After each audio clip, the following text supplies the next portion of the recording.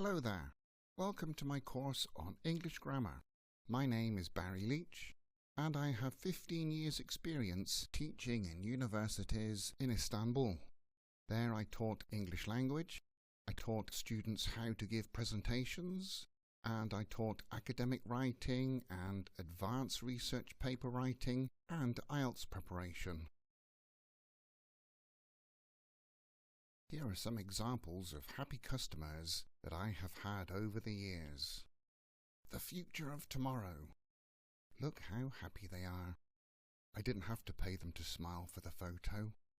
Much. This is a course for students who are already at A2 level. Now it says that it will get you to C1 level, but only in the grammar points that are featured in this course. There are, of course, several more grammar points that are not touched upon, but you can be sure that your grammar, for example for future continuous, will be at a high level.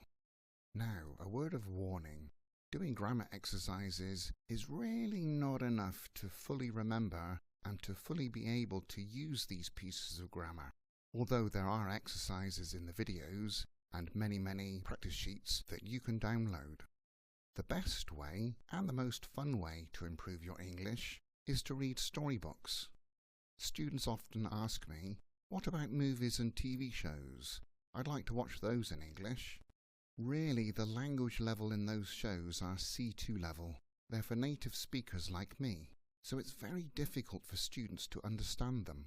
You may be able to increase your vocabulary using the subtitles, but the grammar is way too difficult. Therefore, reading storybooks is a much better way.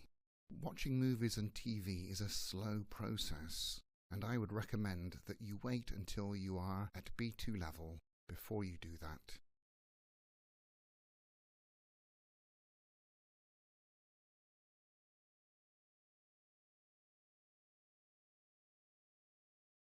Let's have a look at storybooks. There are books based on films. They have books that are based on real classic novels, but in easier English, contemporary novels, some that were written especially for these series. There are books about real-life people like Nelson Mandela, and history books. There are absolutely hundreds of them.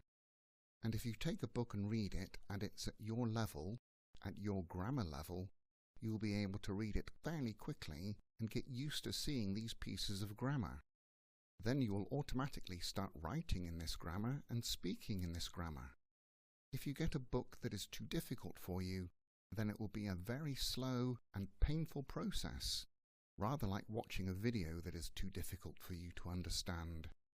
If you don't read storybooks, if you think that doing courses and filling in gaps and doing some exercises is enough, your English will progress like this. However, if you read storybooks, and I don't mean one or two, I mean 2 or 3 every week, then your English will progress like this. You will find them in libraries. You can also get them in second-hand bookstores in many cities. I recommend you follow the course from the first lecture and do them in order because the grammar gets progressively harder. What grammar topics does this course contain? It has 18 topics in total. Some of the easier topics are subject-object questions and future forms. There are also challenging topics like relative clauses and passives.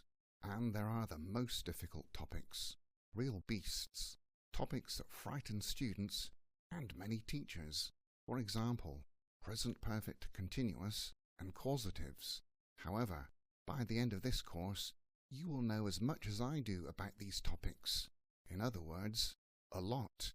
Let's get started.